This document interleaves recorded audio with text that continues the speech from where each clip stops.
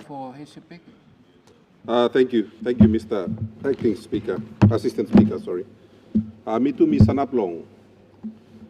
First of all, commending Chairman Blong CLRC, going through the list of commissioners you have. Many of them are highly respected Papua New Guineans, so I wanted to just acknowledge that for the purposes of this debate. Planti ol tok mi like meki mi suti golo same road where member Blong abaw mi tok long em. Because a lot of these matters were canvassed during the in 2009 when Sir Michael Somare was still the Prime Minister, and the Honorable Sir Pukatemu was the Deputy Prime Minister, and he was in charge of the task force responsible for doing the reviews which led to the Vision 2050. And of course, there was a second committee headed by the late Sir Barry Holloway, which looked at the arrangements in our institutions of government. Now, that report is probably collecting dust somewhere in the office of the Chief Secretary. But in any case, the issue I also struggled with when looking at the terms of reference, first of all. And so I asked myself, how were these terms of reference drafted? Because if you look at it, it's heavily skewed towards sorting out the politics. But the problem I have is that, you see, in other countries, you have a very strong public service. And it is largely accepted. And you know, I sat in a courtroom the other day listening to the Chief Justices make comments.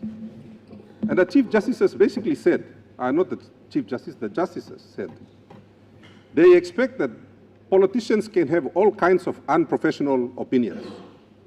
So there is that expectation which confirmed where in other countries, they expect that politicians make a kind thing. Now by not at one kind experience level of professionalism. And this is where the level of professionalism, the robustness, strong public service also building. And the expectation is that members of parliament who may not be experts themselves, if they are placed in charge of a department, then the expertise is in that department to guide the minister. Now what you find today, like every secretary of department I speak to, they tell me, sorry, you must understand, kind politics blo Papua New Guinea. Me must harim talk blo boss. And then when I go and speak to the minister, and I say, listen, and he'll be like, why not you know like talk blo secretary? I said, well, the secretary said I should talk to you. And then the minister says, well, I have to talk to the boss. So everybody is passing the buck up the line. And classical example was this morning, where we had the governor of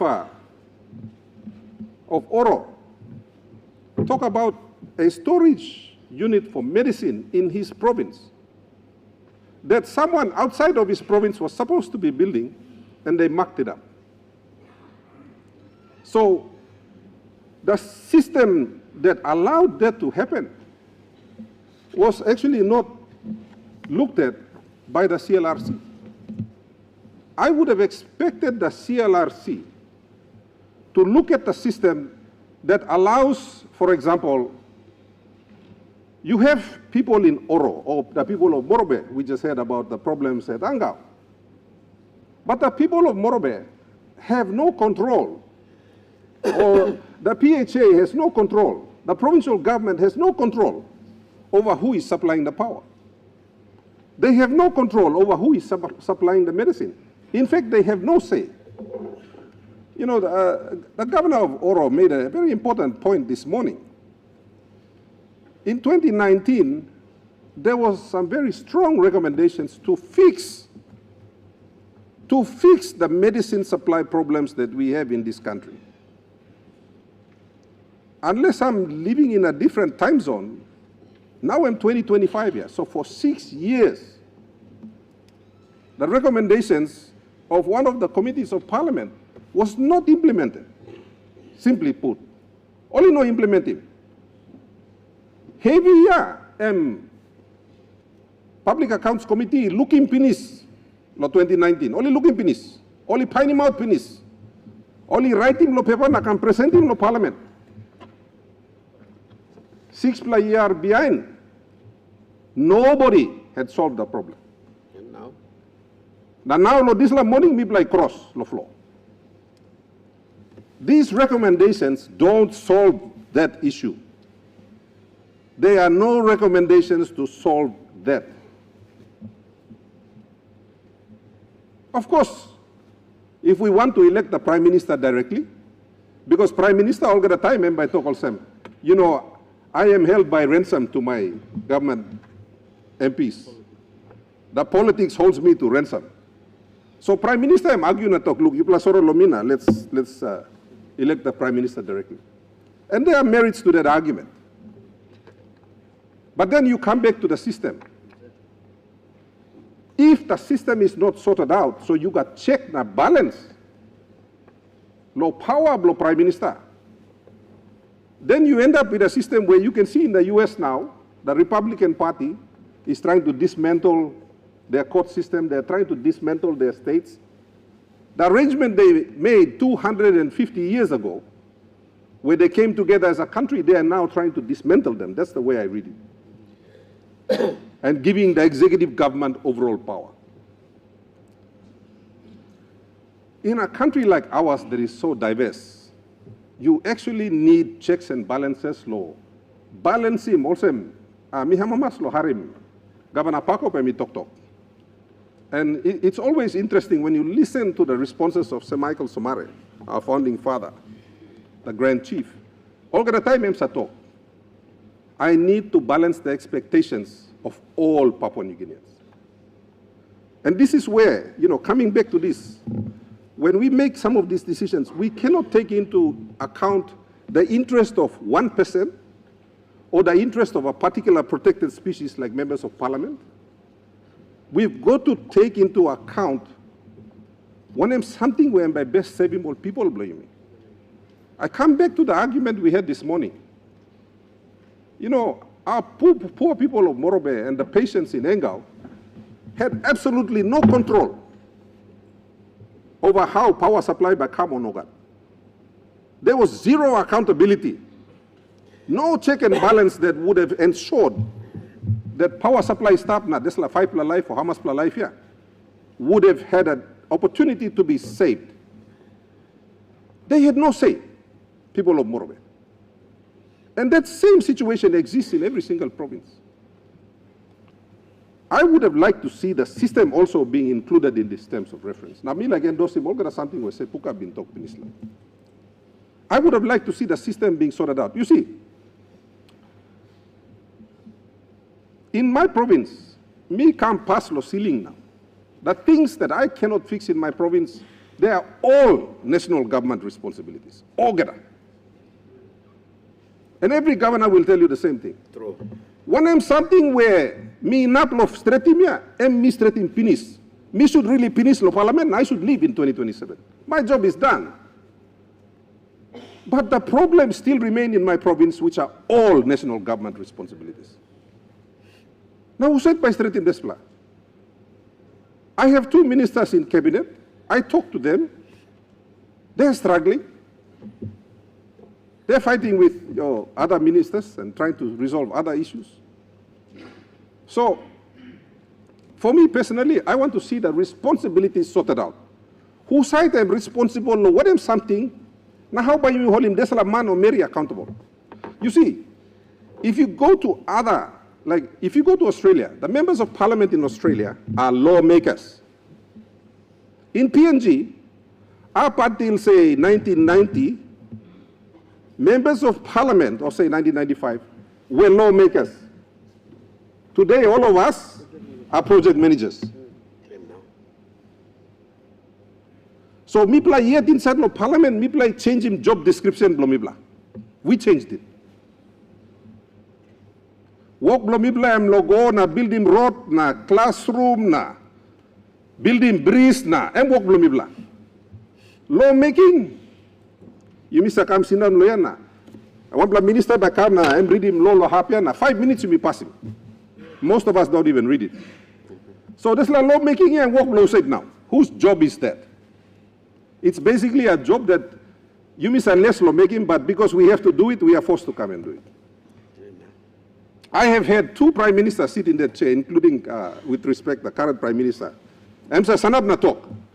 You bla kisi money bla na go lo place na make it work. So there is your charter. Kisi 10 million, 5 million, whatever million, go lo place na make it work. No can stop lo parliament. You know, in other countries, parliament will sit for 6 months of the year. Mipla, we are struggling to make 35 days in a year. Not even 1 month, Mipla are sit down. If you add all the days, Supreme Court tried to force Mipla lo sina namas 42 days. Force Mipla. 63 days. Or 63. And we don't even make the 63. Because Mipla must run go to place na. No got workman lo work in breeze, so member you must go na work in breeze. No got man lo work in classroom, so member you go na work in classroom. I want to see the system fixed. And sadly, with all the good work that CLRC has done, there is nothing here to fix the system. And that is my complaint. I would like to see more checks and balances built in, and I regret that I haven't read the full report. Me too, one kind, milulukta so long. Long samarita so. If you can fix the system and strengthen the system, it doesn't matter what your politicians are doing. System by stronging. Yes. That's what happens in other countries. Correct. Our institutions are so weak. Now, all people of Papua New Guinea are an institution and weak. So, you know, if you call the East Sepik administrator and ask him, how much plan instruction Governor Bird give you? Emba talk 0. Mipla stop meeting once a month, na Governor Bird talk na finish. I don't even call the guy up. I don't call him up and say, pay this contractor or that one. The only time treasurer na Prime Minister complain na talk, East Sepik, you plan the money, you plan not spend him yet. Me by ringing him and talk, please, can you spend this money so that the Prime Minister and the treasurer don't criticize me? You plus spend the money. And then he'll say process. I say, okay, I respect your process, but you sit down and start na treasurer criticizing me to plan. Spend the money. Get things done. So this is the issue I have. And you know, I want to reduce the space between accountability and the people who needed accountability. Right now, you see, me cross one them, the Honorable William Duma now morning. Because power emma, stabanid lo, look out long him. But I meet brother bien, but with la But for the people, meet cross. One can also me sing out on the long. Walking point of water long, Minister of Long Health. And I could see that he was struggling. You know, almost all our curative services around the country only struggle to work now. Because no one marasin, regardless of what the good minister said, as the government put in 50 million, all other marasin is still coming yet, some man no delivering. The fact of the matter is that our people don't have access. Service delivery is about timing.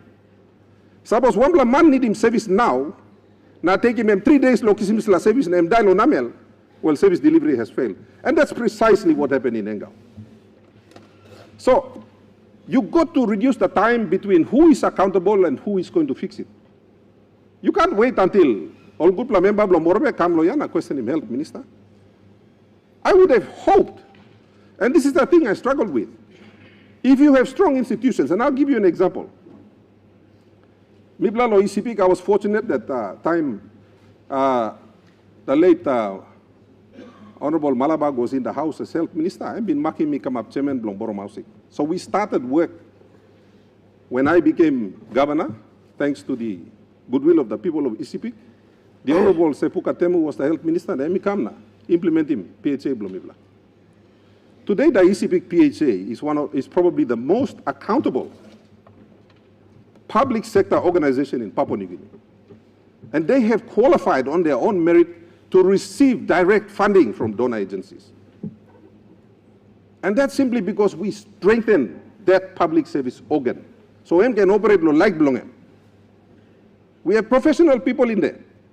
And I come back to the point that Sepuka was making. Let's not provincialize our public service. Yeah, very important. You know, when we were trying to decide on who the new CEO of the East Sepik PHA was, all Sepik doctor all strike, already passed lumina to governor and walk lumibla. What la Sepik maskis is la wo. And I said, respectfully, I want the best person to get this job. Whether that guy is Chinese, white, from the highlands or from the coast, I don't care. Well, guess what? The board selected someone from West New Britain and he's doing a tremendous job in very difficult circumstances. We have to have those kind of strong mechanisms. I had no say. I didn't go and tell them, makin deslaman or makin deslaman, and board yet only go through a professional company. No, only mark him, the best person they could find. And that person has won the confidence with the confidence of the board of people like the World Bank. So now only can access him direct funding. And this is what I see is missing across Papua New Guinea. We have very weak institutions. Too much political interference in the institutions. You may need to strong him too, so that if it's possible and if the CLRC is going to come up with the next lot of some work, him. Me like him, you look law. Strong him, na give him space. Arm's length between the politician and the person in the administration.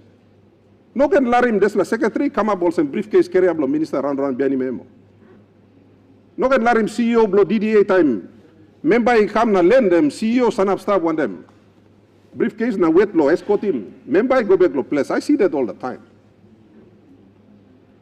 We've got to stop that. We've got to allow the professionals to do their work while we can continue our silliness here at our level.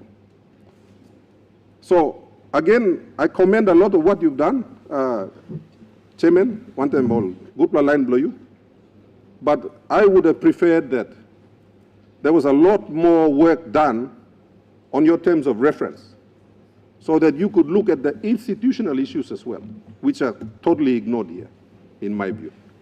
Thank you.